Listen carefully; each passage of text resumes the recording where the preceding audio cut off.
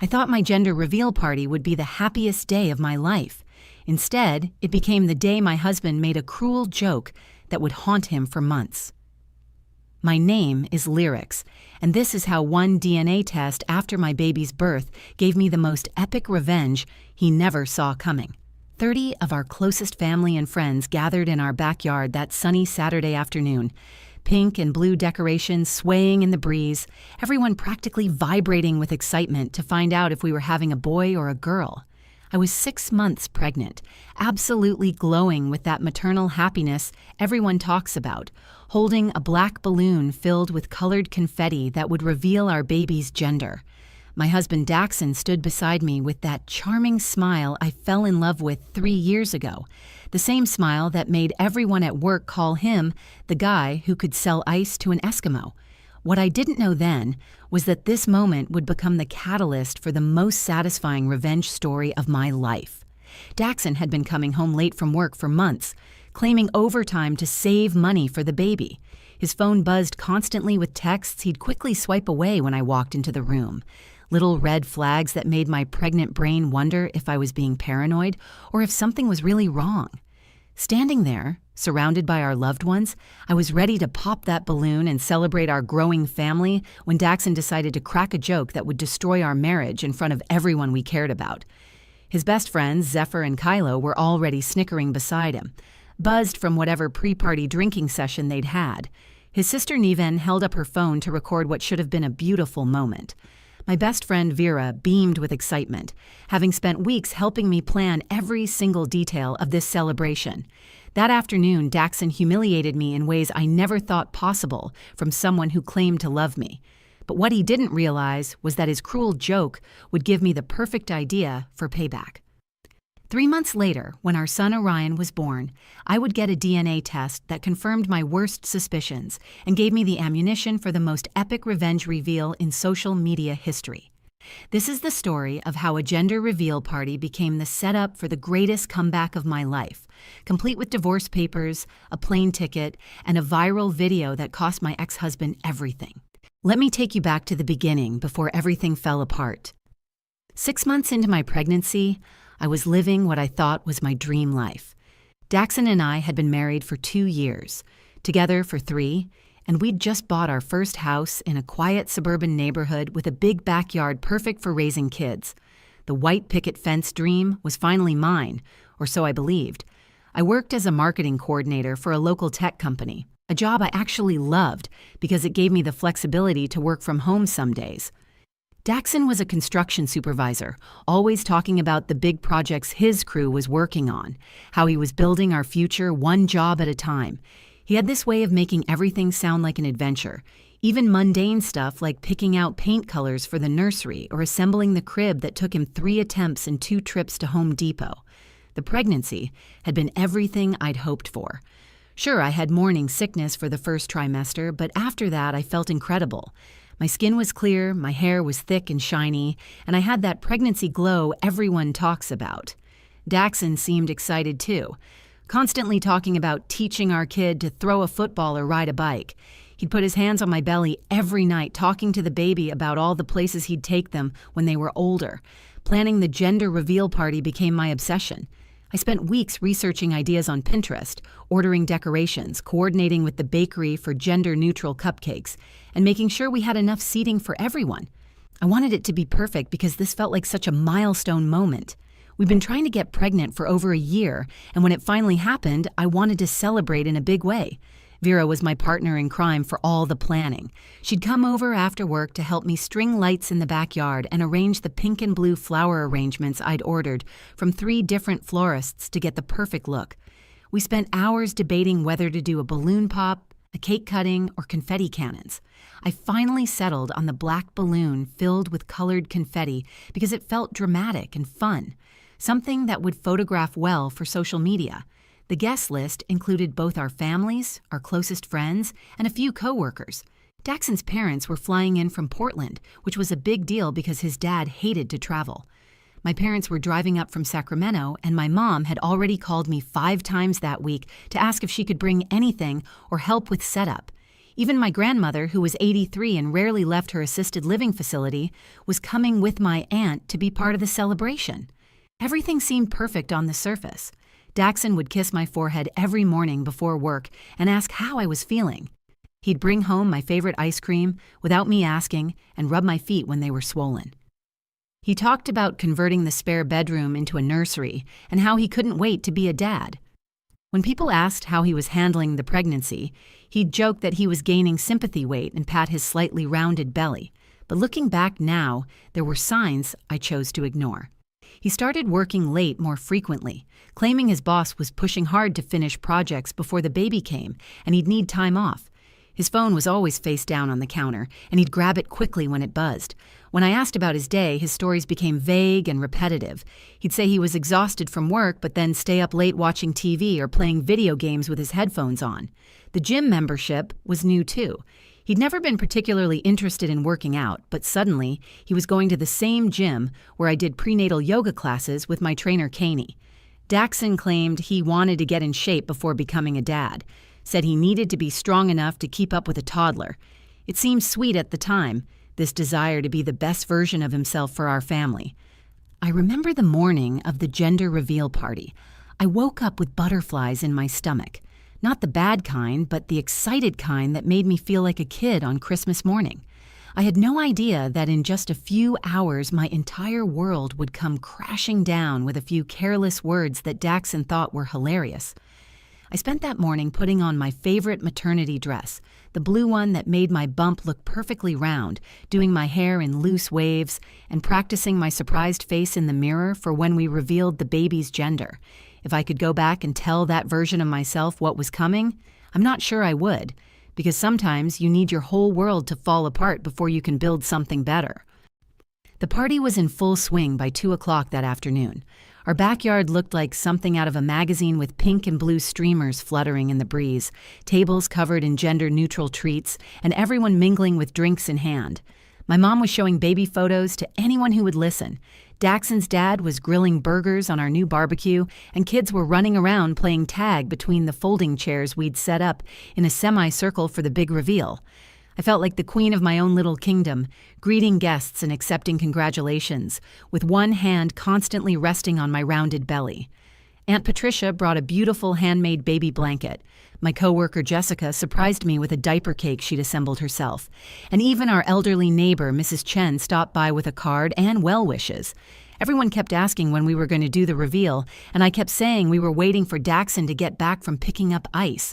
That should have been my first red flag of the day. Daxon had left 2 hours earlier for what should have been a 15-minute errand, claiming he needed to grab bags of ice from the gas station. When he finally showed up at 3:30, he wasn't alone.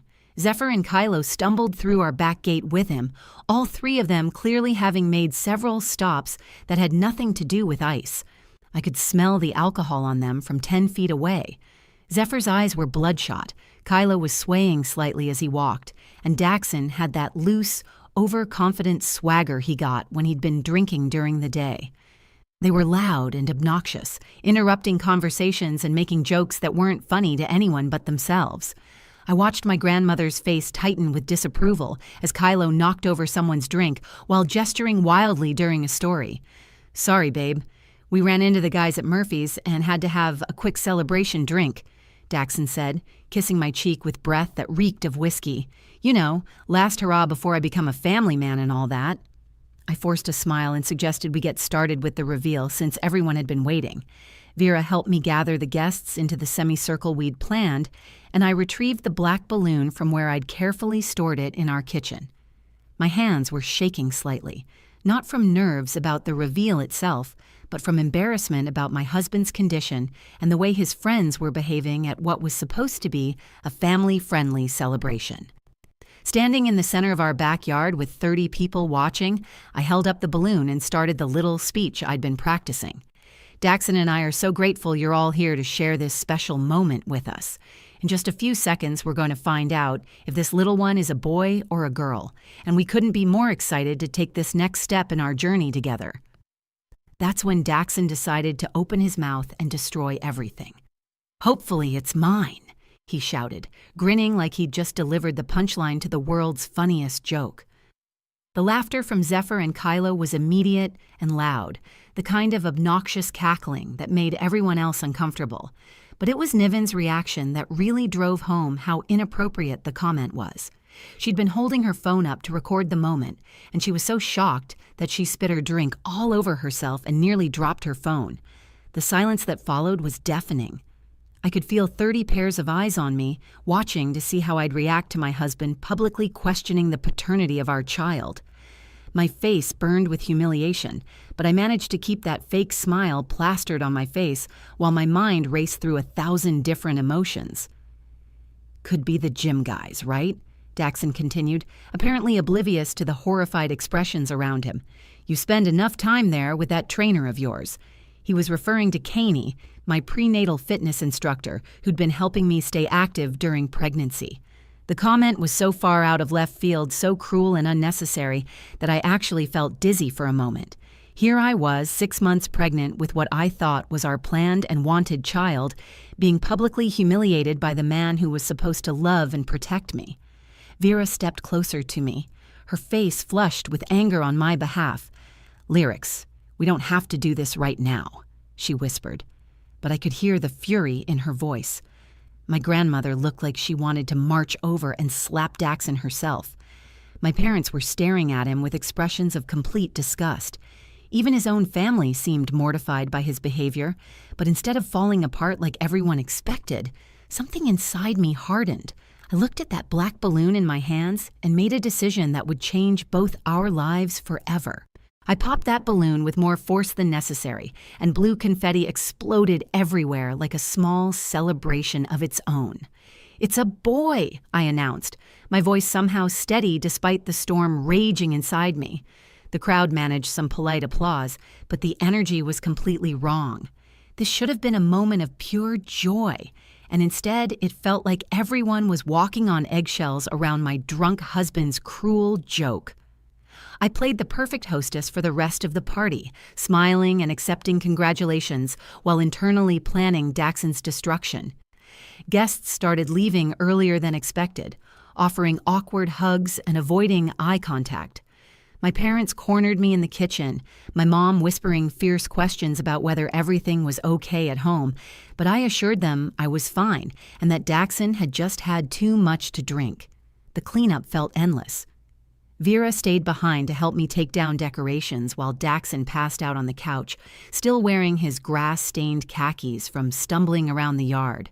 As we folded chairs and collected empty cups, I couldn't stop replaying that moment over and over.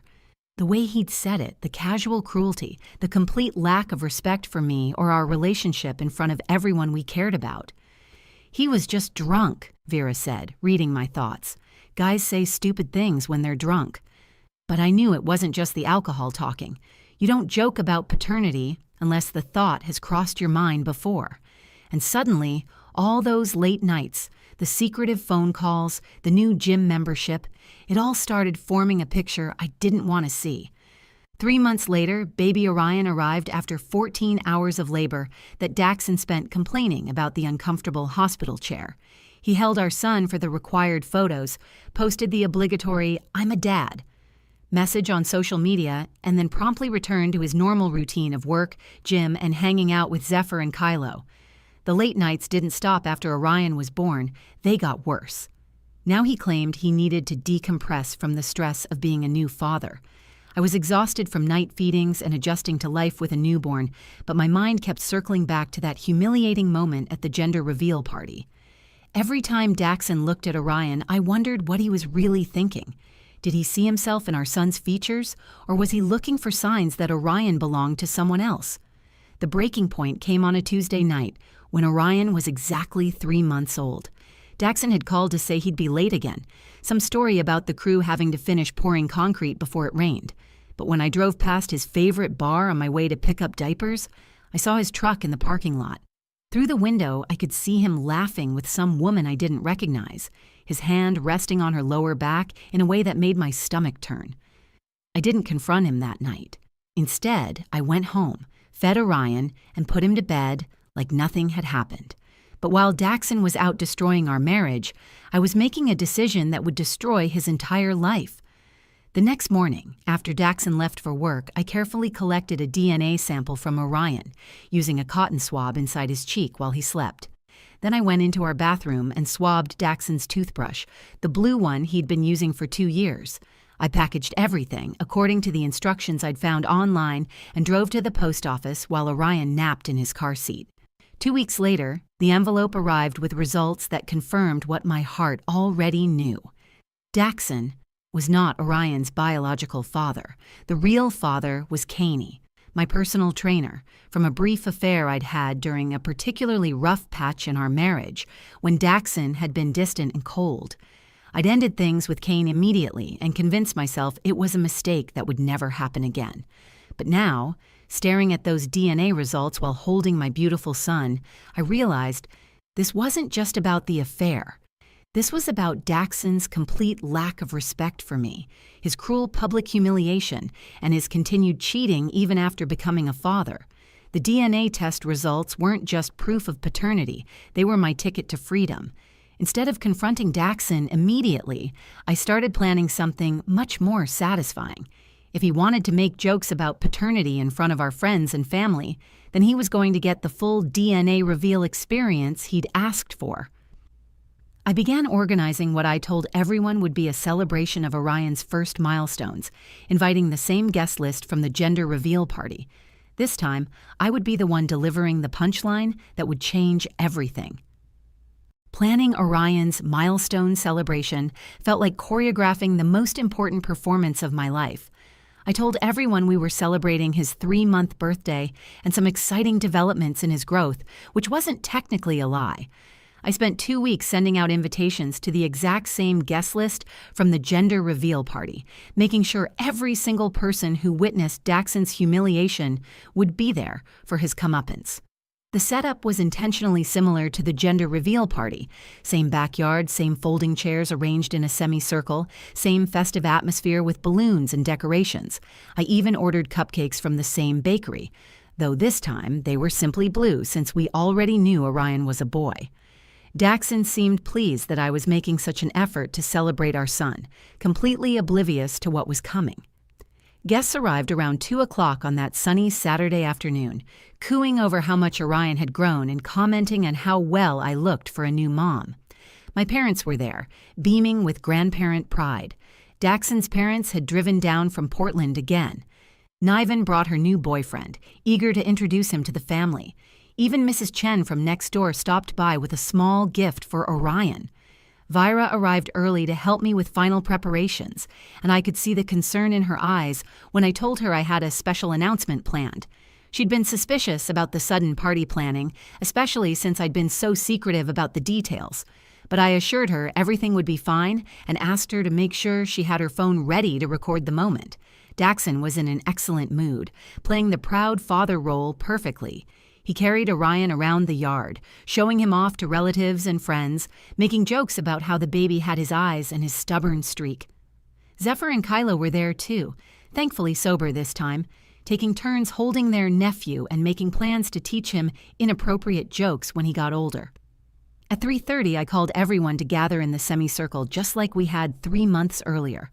Orion was peaceful in my arms, wearing the little blue outfit I'd bought specifically for this occasion.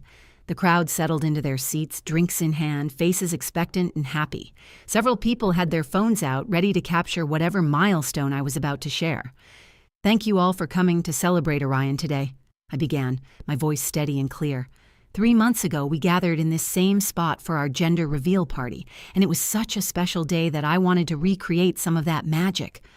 I saw Daxon's face light up at the memory, apparently having forgotten the cruel joke that had ruined that celebration for me. He was standing near the back of the group with his friends, bouncing slightly on his heels with that proud father energy. Some of you might remember that during the gender reveal, Daxon made a joke about hoping the baby was his and suggested it could be the gym guy's instead. A few uncomfortable chuckles rippled through the crowd as people remembered that awkward moment.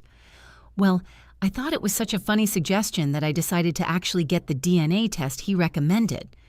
The smile started to fade from Daxon's face as my words sank in. I reached into the diaper bag at my feet and pulled out the manila envelope containing the paternity test results, holding it up for everyone to see. According to this official DNA test, I continued, opening the envelope with deliberate slowness, Daxon, you are not the father of this baby. The gasp that went through the crowd was audible. Someone dropped their drink. Niven's new boyfriend whispered, holy shit, loud enough for everyone to hear, but I wasn't finished. The biological father is indeed Caney from the gym, exactly like you joked about 3 months ago. Isn't that hilarious? I kept my voice light and conversational, as if I was sharing amusing baby facts instead of destroying my husband's entire world. Daxon's face went completely white. His mouth opened and closed like a fish gasping for air, but no sound came out. Zephyr and Kylo looked like they wanted to disappear into the ground. Since your joke turned out to be so prophetic, I figured you'd appreciate the follow-up. I reached back into the diaper bag and pulled out a plane ticket and a manila folder. Here's your one-way ticket back to your mom's house in Portland, and here are the divorce papers I filed yesterday morning. The silence was deafening. Then I pulled out my phone, held it up, and took a photo of Daxon's shocked expression with the DNA results clearly visible in my other hand. Smile for social media, honey. This is going to make such a great update to our gender reveal story.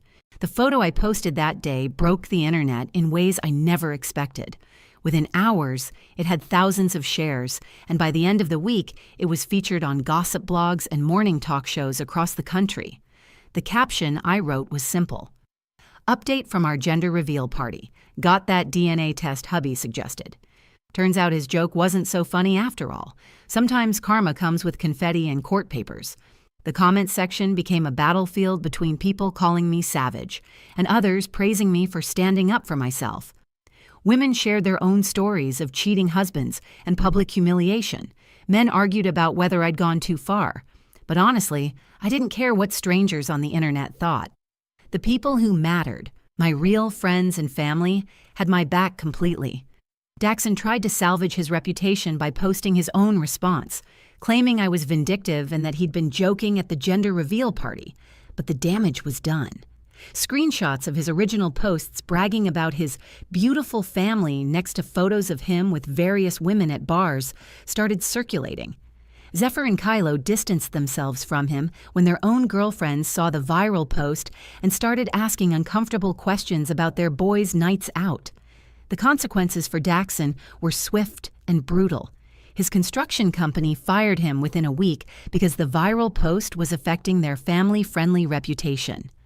Clients were canceling contracts, saying they didn't want to work with someone who treated his pregnant wife so poorly. His boss told him that having gender reveal Daxon on the payroll was bad for business. His dating life became a nightmare, too. Every woman in our city recognized him from the viral post. I heard through mutual friends that he'd been stood up multiple times after dates Googled his name and found the story. One woman apparently told him at a coffee shop that any man who would humiliate his pregnant wife in public wasn't worth her time. Meanwhile, my life was transforming in the most beautiful way. Caney stepped up immediately when he learned about Orion. He'd always been attracted to me, but he'd respected my marriage boundaries and kept things professional after our brief affair ended. Now, with everything out in the open, we started building something real together. Caney moved in with us 6 months after the DNA reveal party, and watching him with Orion was like seeing a puzzle piece click into place.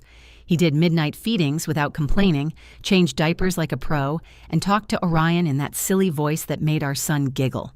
He was everything Daxon had pretended to be, but never actually was. The legal proceedings moved quickly since I had documented evidence of Daxon's infidelity, and he was eager to avoid more public embarrassment. He signed away his parental rights without a fight, probably relieved that he wouldn't have to pay child support for a child that wasn't biologically his anyway. I got the house, full custody of Orion, and a clean slate to start over. Niven surprised me by reaching out a few months later to apologize for her brother's behavior and ask if she could still be part of Orion's life. She'd always suspected Daxon was cheating, she admitted, but had been too afraid to say anything. Now she's one of our most regular babysitters and has become like a sister to me instead of just an in-law. The viral fame opened unexpected doors too. I started getting messages from women asking for advice about their own relationship problems. A publisher reached out about writing a book about my experience. 3 different production companies wanted to option my story for a movie. I declined most of these opportunities because I wanted to focus on my family, but it was empowering to know that my moment of revenge had inspired other women to demand better treatment. Looking back now, almost 2 years later, I can honestly say that Daxon's cruel joke at our gender reveal party was the best thing that ever happened to me. It showed me his true character and gave me the motivation to discover the truth about my marriage. Without that moment of public humiliation, I might have spent years in denial about his cheating and disrespect. Orion is thriving with Caney as his father figure. He's walking now saying Dada when he sees Caney, and has no memory of the man who questioned his paternity at a party. We've created photo albums that start with the day Caney officially became his dad, and that's the only father story Orion will ever know. If this story resonated with you, please share it with someone who needs to hear it. Leave a comment below telling me about a time you stood up for yourself, and don't forget to subscribe to my channel for more real-life stories about love, betrayal, and the sweet taste of perfectly planned revenge.